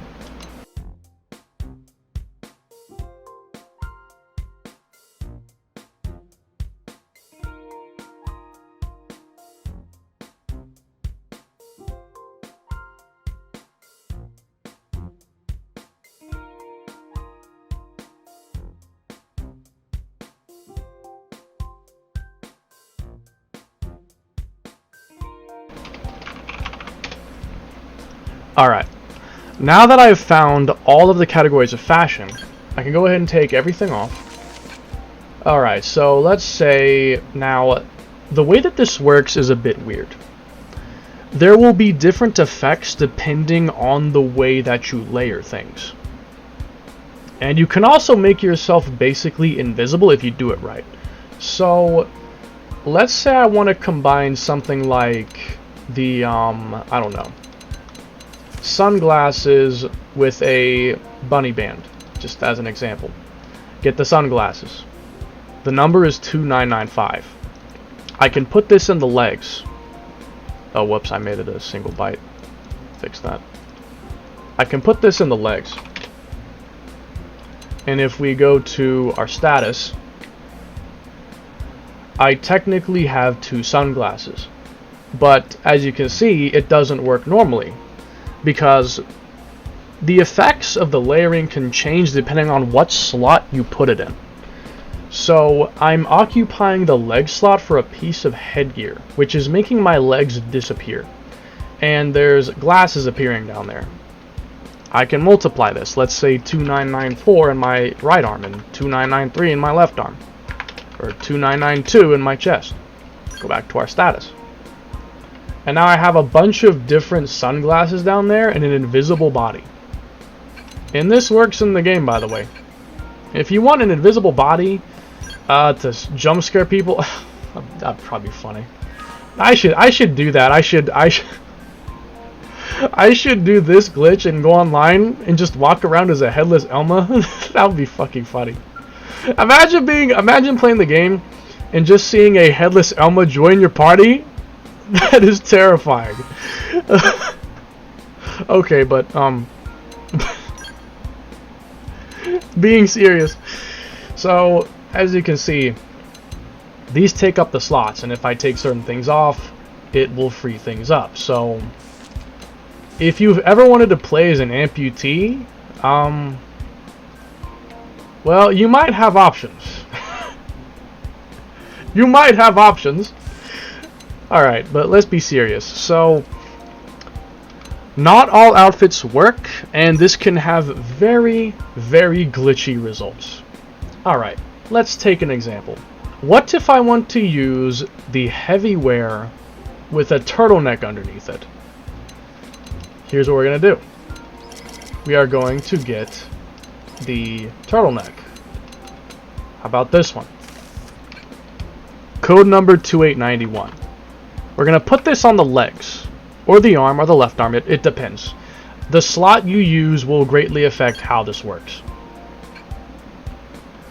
And now we're going to go ahead and apply members. And now I technically have the turtleneck twice. Next what we're going to do is we're going to get the heavy suit. And as you can see, I have armor combined with a turtleneck. As a person who loves fashion in this game, this glitch is an absolute godsend. I love it. But let's make it normal, alright? Let's try to make it normal. So how about we go ahead and move this to the arm slot instead. Let's put this on the arm slot. So I'm going to go ahead and put the heavy suit, 2961, put this on the arm slot. And now apply members. And now we actually have it combined. So now I can actually make some kind of outfit here. I can give myself, I don't know, jeans and sunglasses. And now you have infinitely more fashion options because you can combine certain things. Now, this is an important thing to know. If you have a custom bust slider, and this might affect it regardless, whatever piece of armor is in the chest slot is what will be affected by the bust slider. So if I were to, give me 1 second. If I switch these around, and it looks like it disappeared. It probably just bugged out, and I might have to put it back in. I don't know. I might have to, yeah, I might have to kind of like. It's weird. It doesn't always work exactly how it should. Yeah, I have to put the turtleneck back in there. Hold on. I think I still have the code. I believe I still had it. Yeah, in the paste. So I can go ahead and active members again and get it back. Okay, so let's say I want to. If I change out the heavy suit, give me a second. So the fashion, it is 2891. If I put the thing here, and I put this here, then apply members, you'll see that, oh, it didn't work. Right, I think this is because the turtleneck is technically occupying this slot, and so it doesn't work. That's another thing that might happen.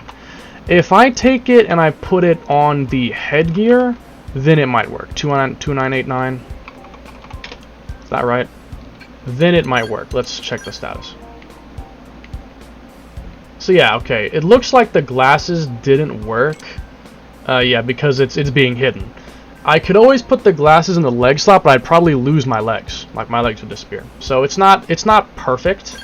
But as you can see, now the turtleneck sticks out compared to how the armor was sticking out before.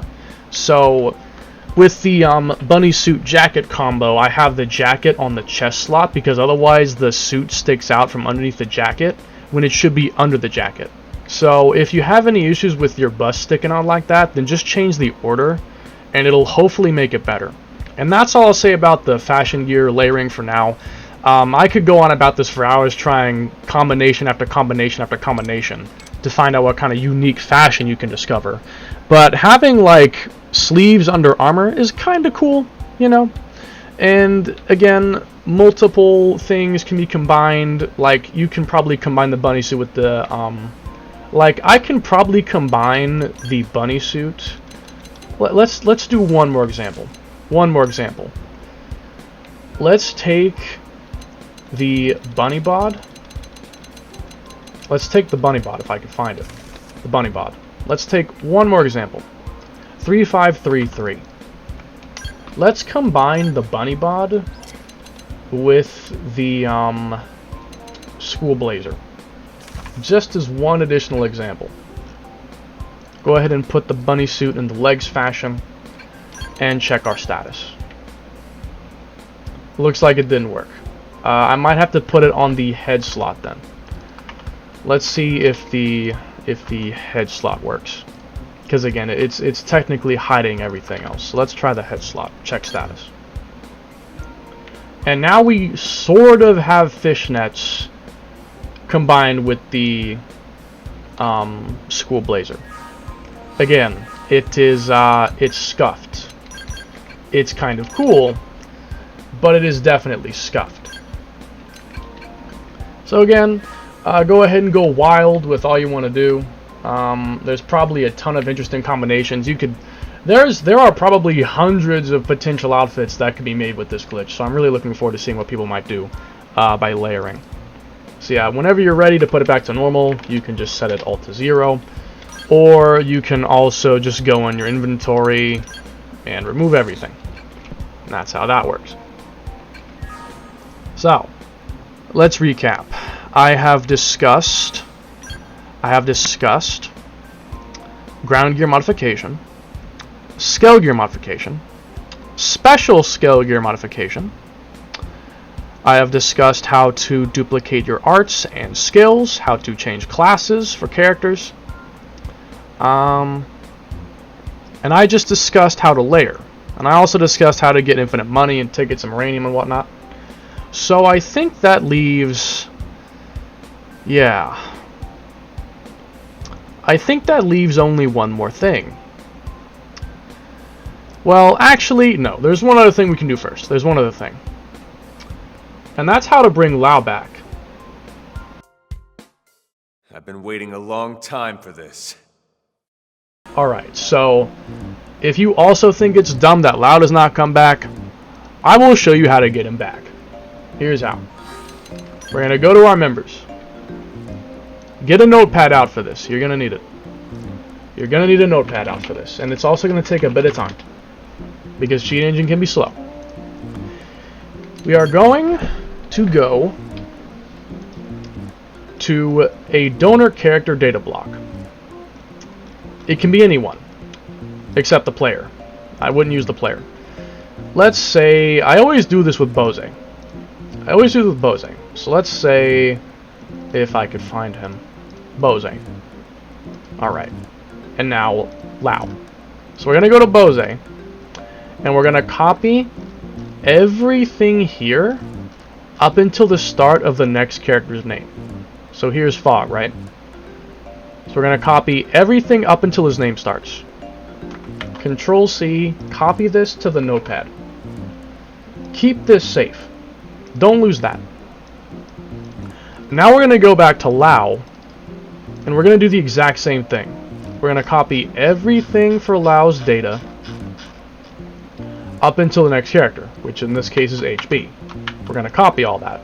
Once again, put this in the notepad and keep it safe. Now that we have all this data, we go to Bose. Put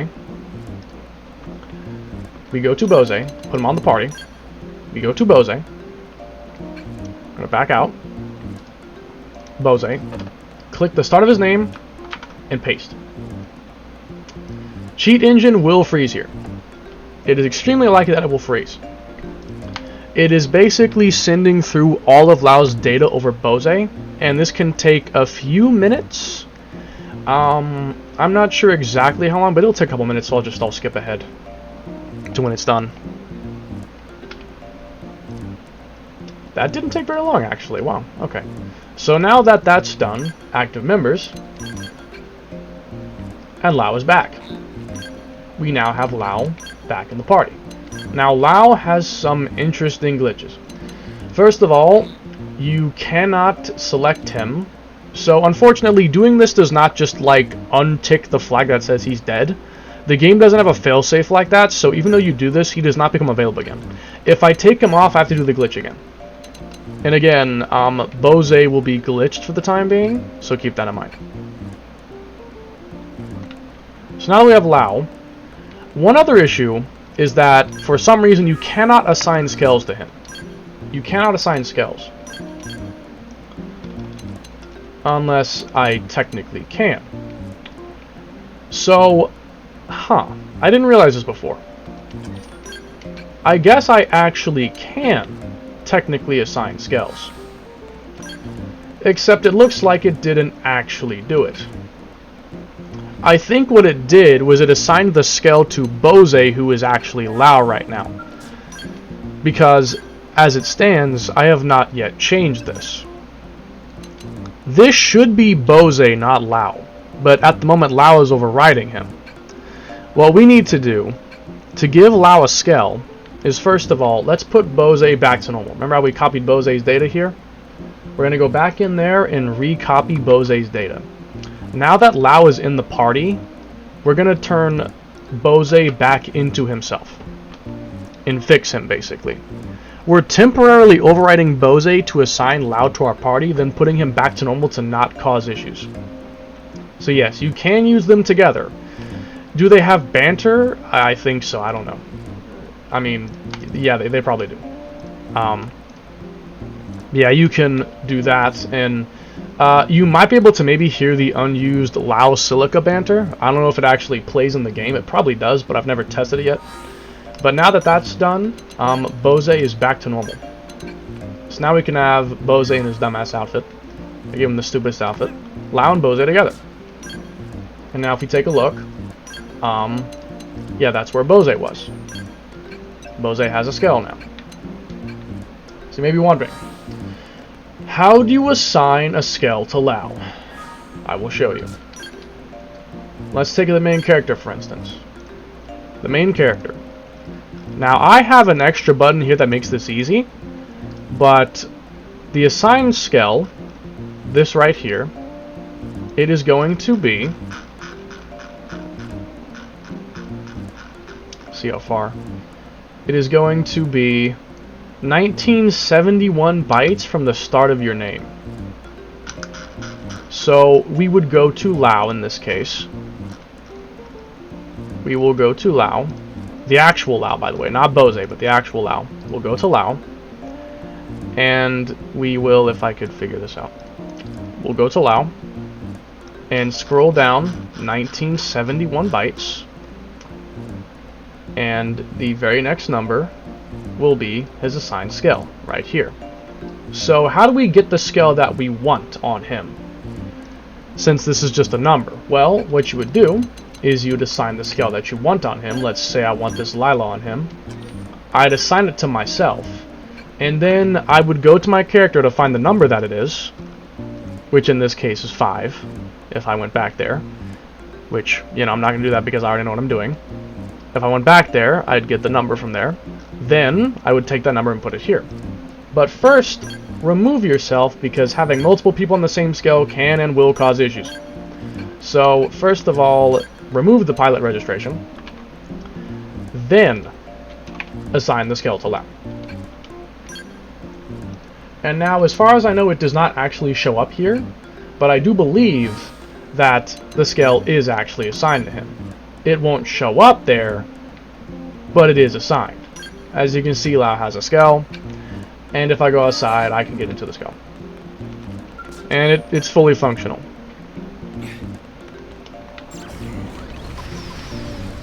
Everything works as normal. Now, if you use this method to bring him back during the story after he's left, I don't know if it might cause any bugs. It could. It's pretty unlikely, but it might. I don't know. But, yeah, if you bring him back, well, I mean, you know, I should play Chapter 12 doing this. I should play Chapter 12 and have LAO fight himself. That'd be pretty funny. That would be funny. And as an alternative, you can also always just replace your character with LAO. Like, you can turn your character into him by using the same technique I talked about earlier, where you copy all the appearance data to yourself. You can always do that. Now, do not copy-paste their entire data block over your character. That causes bugs. If you copy-paste the entire data block over your character, the game will freak the hell out and not know what to do. It will think that you don't exist, basically. A bunch of features get locked. It thinks you're level 0. You can't access anything. The game will basically cease to function if you do that, because it relies on your avatar being in the party. So if you do that, do not save your game. It's interesting to mess with it, but do not save your game if you take your character off the party. It will cause bugs. Now, there you go. So LAO's back, and once again, if you take him off, he will be gone. And you'll have to do the glitch again. The exploit hack again. So, yeah. It's a bit annoying. I would like to find a method that just re-enables his spawn point, like just puts him back over by that thing and removes him from the party list. Like it removes the, this. I might know a way to bring him back, like, permanently, but I'm not sure yet. I'm not going to show how, because it probably won't even work, since it's a very early concept of what might be a method to bring him back for good, since it seems like no one ever really figured that out. Like, even back in the day, it seems like no one figured out how to permanently bring him back. but I might have a work in progress method to get him back for good. I just don't know if it'll actually work yet, but I've been experimenting. So, this leaves the last thing to show you, and that is modifying the bdat file within the game. This planet fascinates me to no end. I'd love to take some time to explore it with no agenda. Alright. This is basically the most advanced thing you can do. And it's going to be confusing, and it's going to be difficult. So, this level 20 urban I have out right now. Let's look at this thing. 62 melee attack, 46 range attack, 200 melee accuracy, 200 range accuracy, so on and so on. What if I want to modify this? What if I want to modify base stats? This is not normally possible. And especially because since these things never change, you might think, how am I going to find that? I will give you the answer. The bdat. So, you'll need to scroll through this. I forgot exactly where it is, but you'll look for the doll list. I think this is the one, def. Yeah, I think so. Or no, this is the, that's another thing I'll show you actually. I'll show you this once I'm done. Well, I can show you it during this because this is actually part of modifying the bdat. There's another thing you can do to modify the bdat. You can craft any skell with this other glitch, but let me first show you the doll list. So, I forgot exactly which one it was called. Doll something. There's this one and this one. EVT, no, that's not it. This is basically the types of skell it is. Like, these affect the overdrive effects, like whether it's overdrive Nagi, overdrive Hibana, overdrive Jinrai, overdrive Legion. Like, these affect that. We'll get to that in a second. I think I bookmarked it. Alright, so I just found the bdat list. It is a thing called the car DL list. And as you can see here, you have every single skell listed. Level 20, level 15, level 30, 50, the Formula 0, the Urban series here, Vera series, Lila Queen, so on and so on. You also have a bunch of things saying like the ID, the level, rarity, the actual level to, assign it, the amount of slots that come on the frame itself, including, I think these might be the models, the resource, action, act param. I'm not sure what all of these do. But the most important thing is we're looking for is over here is all the statistics. So like, this is the Ares 90. This is the Ares 90 right here. So we got 41,000 HP, 816 melee attack, the range attack 568. Mind is for potential 900. 380 melee accuracy, 370 ranged accuracy, the evasion, and then its base defense level. And I think FLG Sky, I think this stands for it having always the flight module. I think this basically means that it always has a flight module even if you don't have it unlocked yet. I assume because in the original game, if you hacked to get an Ares 90 at the beginning of the game, it had the flight module. Even though it was obviously not unlocked yet, it had the flight module. So that's interesting. And there's also the maximum fuel, which is 24,000.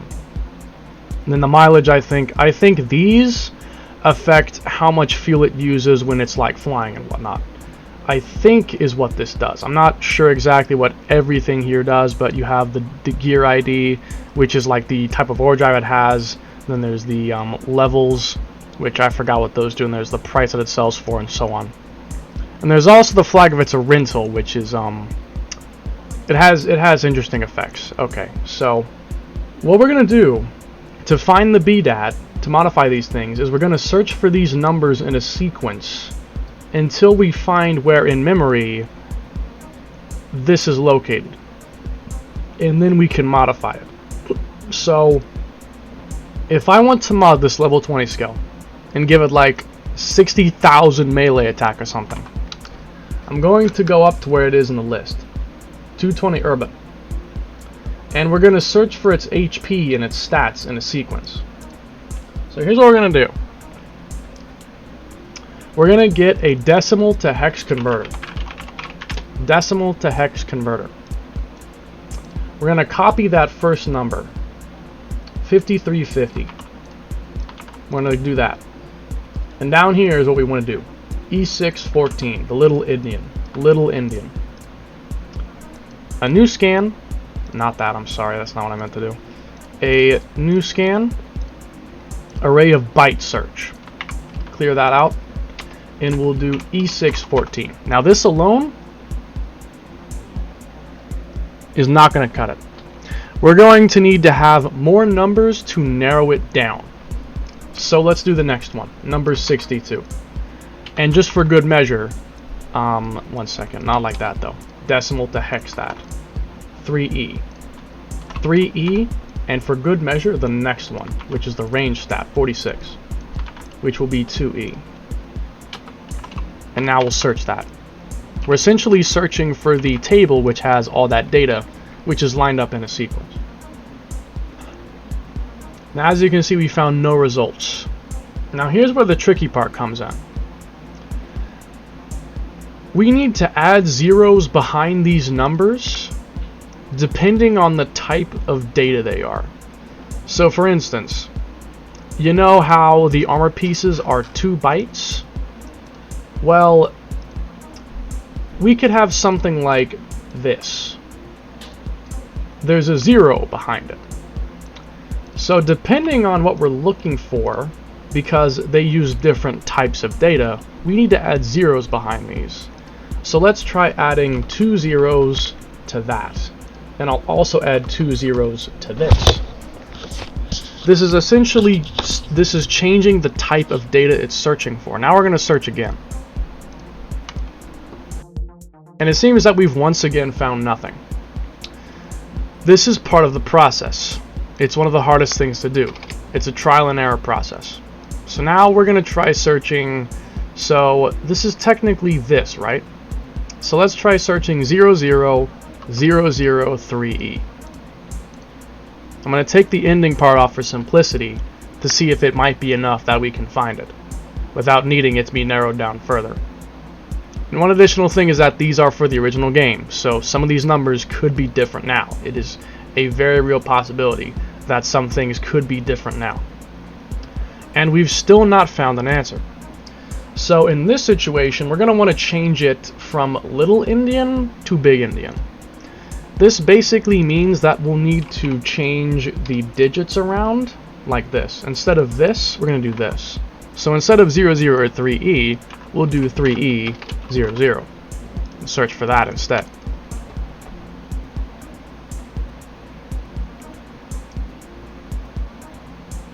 And now we found one result. And now we found 2. And whenever I've found things from the bdat successfully, I tend to find 2 results. So we probably found it just now. This is probably it.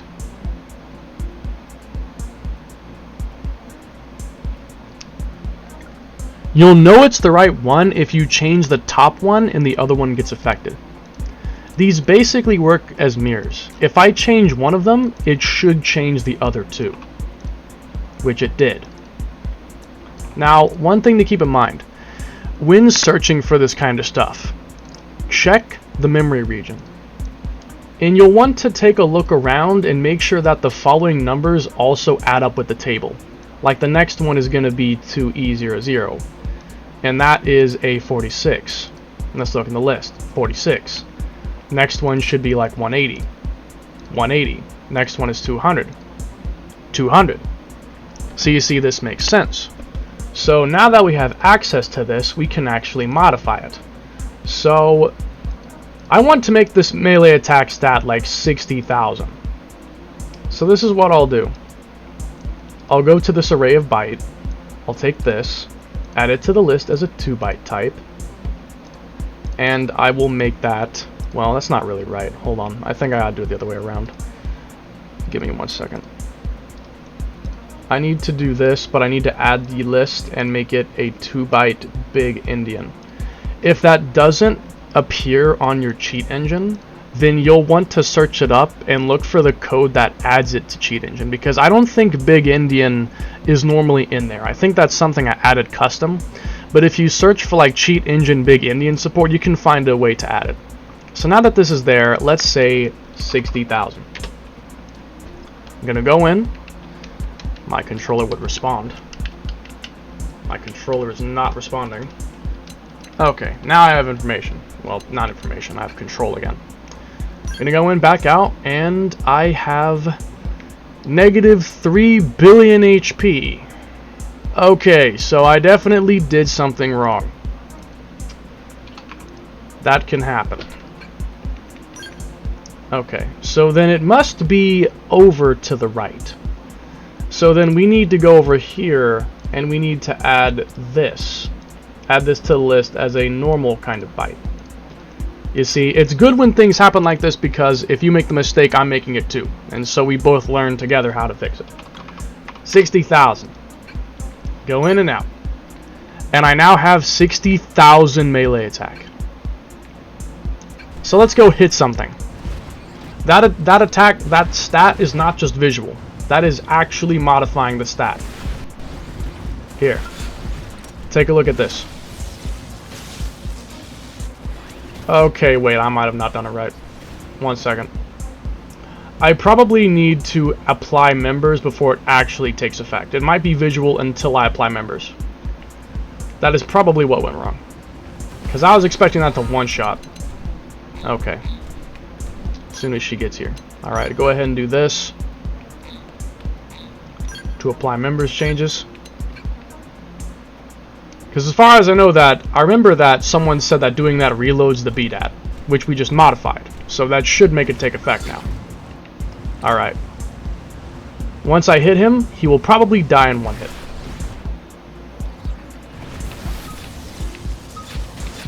Yeah, 60,000. Right there it took effect. 60,000. Now let's take it further.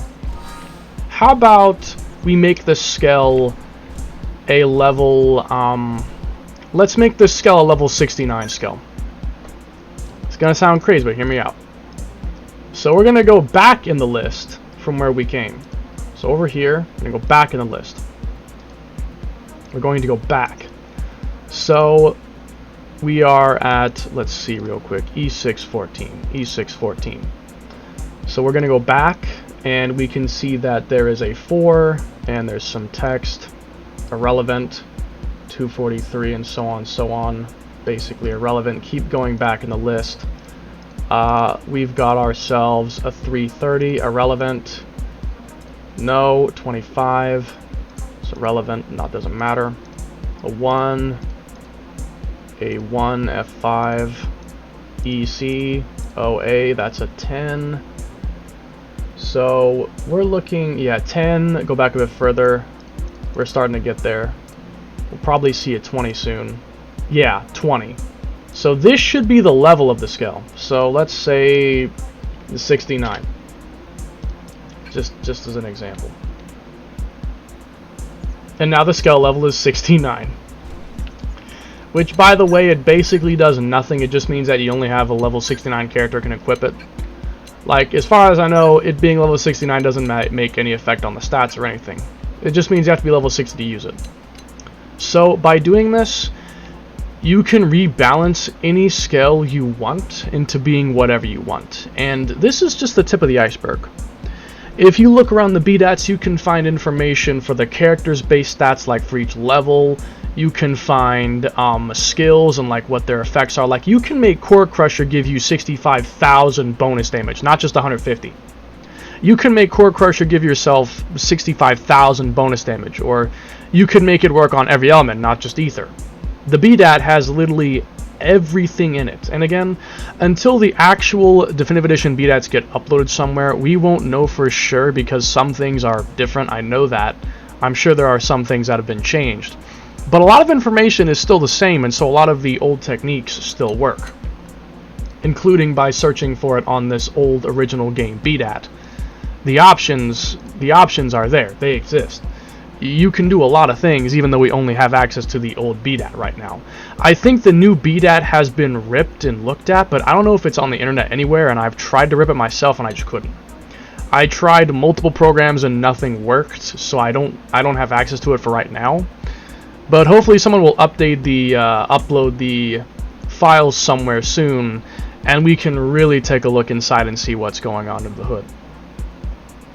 But I've already made a mod to, not a mod, but I made a temporary edit of the memory to make the Ares Prime like level 60 and have really good stats for what it is. Like, you know, a skell infused with the conduit should have. Like, the skell's infused with the conduit and has like 165 base armor or something. Like, makes no sense. But yes, that is the final thing I have to say, except for one other thing. And that is how to craft any skell you want. I will show you. And I'm not even going to cut this out, I'm just going to go right into it. So we're going to go to the AM terminal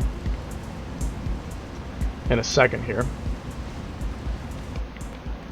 AM terminal. Alright. Scale frames. So I could probably make this easier to do by like using the excavator or something instead, but I found out where the crafting recipe code is for the Ares 90. So what I can do is, I wrote this down, I made a picture of it actually. We're going to search for this right here. Now if you want to figure this out, use the same technique. Just look for the bdat that has the crafting recipes, which is, it's somewhere around here. I think it was def DL list. Yeah, I think it's this. And this is all the crafting recipe IDs. Like, this is the ID for the crafting recipe. This is the actual frame. So yeah, this is how you can find it. Alright, so I'm going to go ahead and just use the preset example that I have here. We're going to search for 1E01AO8601. A new scan, search for that array of bytes. And now we found it. So, I can go ahead and add this to the list. I can do the first two, which should be 286, because that is the Ares 90. Yes. Add this to the list as a 2-byte number. And now whatever skell I want, I can craft it. So, we're going to combine this with the skell list. Character DL list. So let's say I want the level 15 skell, which is like exclusive. And it also has a unique property, which I will show you how to work around. Alright. So the level 15 skell is 21. 21, look for that here. Frame 21. Now the ID for that is 52. So we will put 52. Back out, exit in. And the level 15 skell is there. I will go ahead and make one for this example, and I'll show you how to actually assign it, because it's fucking goofy. This skell is goofy, and I'll show you exactly why. I will show you exactly why this thing is goofy. This is the only skell in the game that has the rental flag set to true. And what that essentially does is it will make the skell not be changeable assign-wise. Like, you can't change its assignment. And then you can't change the assignment, and you can't refuel, you can't change the skell. Well, I think you can refuel, but you can't change the name, you can't change the colors. Now, I've never done this before, I'm going to try it. We're going to find the level 15 skell in the data, like we did earlier with the urban. We're going to look for it in the data. So let's search for it here and see if we can't find it. 6750. And let's use this as an example, since it's closest to where the rental flag is. Well, I suppose I could probably search for 11562. I could probably search for that instead. Well, no, that's not conclusive because multiple things have that. No, let's not do that.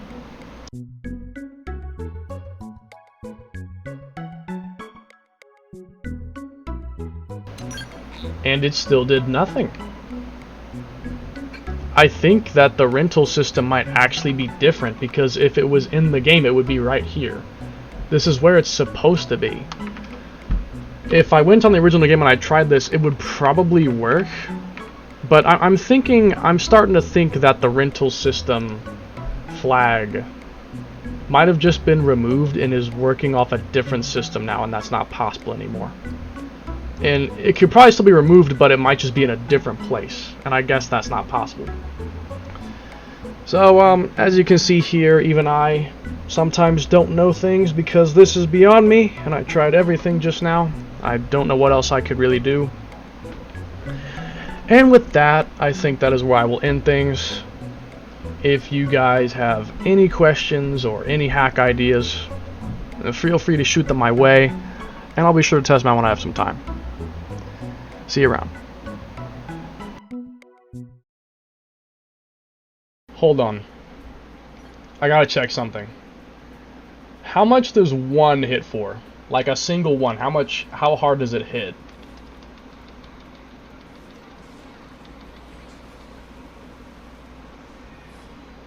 Okay. This is actually fucking insane. Okay, Fred. I did 4 billion damage in a single art.